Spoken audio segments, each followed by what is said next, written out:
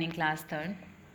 Now we can start our activity 4 on page number 87. हम activity 4 start करने लगे हैं, जो आपने किस पे करनी है, नोटबुक पे करनी है. ठीक है, ये आपने नोटबुक पे करना है. आपको पिक्चर भी आ जाएगी, लेकिन फिर भी आप ध्यान से देखना. ठीक है, सबसे पहले यहाँ पे डिवाइड के सम जो है वो 9 सम्स हैं. मैं कोई 4 या 5 करवाऊँगी, ज़्यादा नहीं करवाऊँगी. सिंपल डिवाइड है. अभी आपको पता चल जाएगा कि ये कैसे करनी है, ये क्वेश्चन रिमाइंडर वाली है या कौन सी है. सबसे पहले है एक्टिविटी 4 पेज नंबर 87 पे डेट एंड डे डालोगे. नेक्स्ट है फर्स्ट पार्ट इज डिवाइड. सबसे पहले सम है आपका first part is 38 divided by 3. सबसे पहले ऐसा आप लिखोगे नोटबुक में कि 38 को किसके साथ डिवाइड करना है, 3 के साथ डिवाइड करना है. सबसे पहले 38 रखोगे डिवाइड के अंदर, इसको रखोगे बीच में, अलग अलग बॉक्स में लिखना है. ठीक है, 38 को किसके साथ डिवाइड करोगे, 3 के साथ. आई होप सो आपने 2 टर्म्स वाली कोई नहीं किया होगा. अगर क्या भी होगा तो वो 3 के टेबल के अंडर आता होगा. आज तक आपने जितने भी किए, ये आपका फर्स्ट एक्सपीरियंस है, ध्यान से समझना. सबसे पहले जब ऐसी डिवाइड आती है तो सबसे पहले आप फर्स्ट डिजिट देखो. कौन सा डिजिट देखना है, सबसे पहला डिजिट, कि क्या 3 के टेबल पे 3 आता है. सबसे पहले ये देखना है कि क्या 3 के टेबल पे 3 आता है. अगर आता है तो ठीक है, नहीं तो ये देख लो कि ये दोनों सेम नंबर्स के हैं. ये हमेशा या तो इस टर्म से बड़ा होना चाहिए. अगर बड़ा होता है तो आप सिंगल टर्म लेते हो. अगर उससे छोटा होता है, अगर ये बाहर वाली टर्म से छोटा होता तो हमने 2 टर्म्स लेनी थी. ठीक है, अगर अंदर वाली टर्म जो है बाहर वाली के सेम हो या तो उससे बड़ी हो तो हम एक ही डिजिट लेते हैं फर्स्ट टाइम, नहीं तो हम 2 टर्म्स लेते हैं. वो कैसे, अब देखो 3 की सबसे पहले हम फर्स्ट टर्म ही देखेंगे 3. अब 3 सेम है, सीधा देख लेंगे कि 3 के टेबल पे 3 आता है. Yes, 3 1s are 3. चलेगा, 3 में से 3 सब्ट्रैक्ट किए 0, ये फिनिश हो गया. अब हम नीचे क्या लेके आएंगे, 8. नीचे क्या लेके आए, 8. अब एरो जो है आपका सीधा आना चाहिए. Clear, neat and clean. अब देखना है कि क्या 3 के टेबल पे 8 आता है. 3 के टेबल पे 8 आता है, नो. 3 1s are, ध्यान से देखना, 3 1s are कितना होता है, 3. 3 2s are 6 and 3 3s are 9. ध्यान से समझना. अब इसमें 8 नहीं आता, 8 नहीं आता तो क्या करेंगे, 8 से छोटी टर्म जो 3 की टेबल आती है यहाँ पे वो लिखेंगे, जो इससे छोटी टर्म आती है. अब कौन सी आ रही है, 9 तो बड़ा है, उससे छोटी कौन सी आ रही है, 6.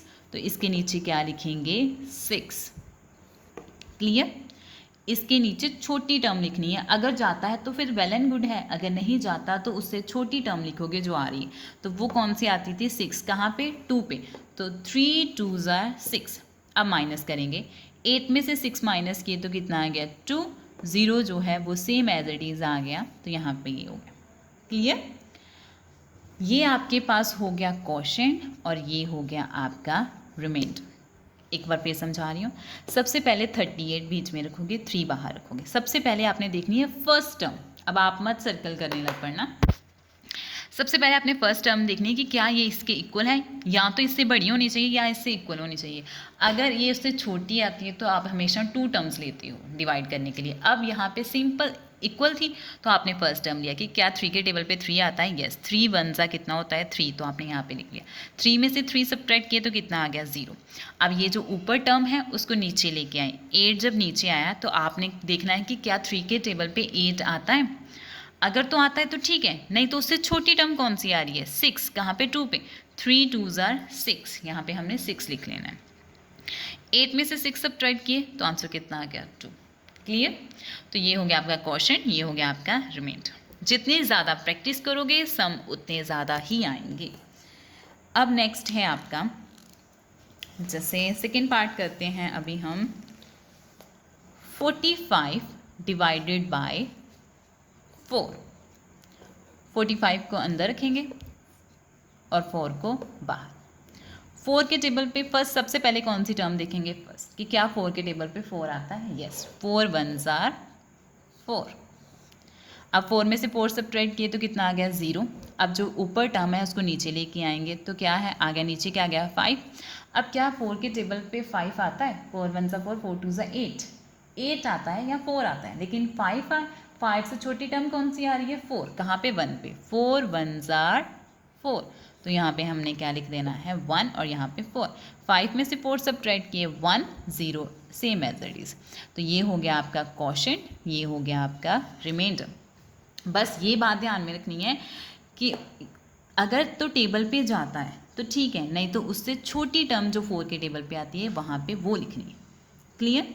अब नेक्स्ट सी पार्ट, एक सम देखते हैं और। जैसे ये है 77 डिवाइडेड बाय 5। 77 बीच में रखेंगे, 5 क्या रखेंगे? बाहर।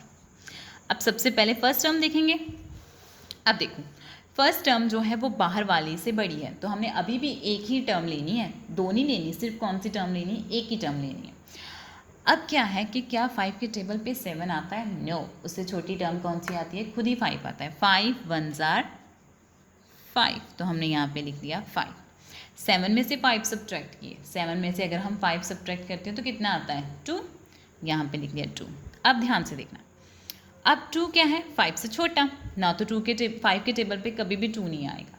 तो अब हमने क्या करना है? इसको बड़ा करना है, तो नीचे क्या लेके आए? 7। अब ये हो गया इससे बड़ा। हमेशा यहाँ पे टर्म बड़ी होनी चाहिए, नहीं तो आप सम नहीं कर पाओगे। ठीक है, अब यहाँ पे अकेला 2 था, वो 5 से छोटा था, तो हम नीचे क्या लेके आए? 7। अब आपने देखना है कि क्या 5 के टेबल पे 27 जाता है? नो, उससे छोटी टर्म कौन सी जाती है? 25। 5 5s are 25, तो यहाँ पे आपने क्या लिख देना है? 25। अब माइनस करेंगे, 7 में से 5 सब्ट्रैक्ट किए 2, एंड 2 में से 2 सब्ट्रैक्ट किए 0। ये आपका हो गया क्वोशेंट और ये हो गया आपका रिमाइंडर। क्लियर? 77 था, 5 को फर्स्ट पे देखेंगे, फर्स्ट टर्म ही लेंगे क्योंकि ये उससे बड़ी है, तो फर्स्ट टर्म ही देखेंगे। 5 1 सा कितना होता है? 5। 7 में से 5 सब्ट्रैक्ट किया 2, 2 5 से छोटा था, तो हम नीचे क्या लेके आए? 7। 5 के टेबल पे 27 नहीं जाता, लेकिन उससे छोटी टर्म कौन सी जाती है? 25। 5 5s are 25, फिर 7 में से 5 सब्ट्रैक्ट किया तो 2 आ गया, एंड 2 में से 2 सब्ट्रैक्ट करेंगे तो 0 आएंगे। क्लियर? जितनी ज़्यादा प्रैक्टिस करोगे उतनी ज़्यादा ये वाले डिवाइड सम आएंगे, and that's very important for your syllabus, so you must be a practice. So this is enough for today. Thank you so much. Have a nice day.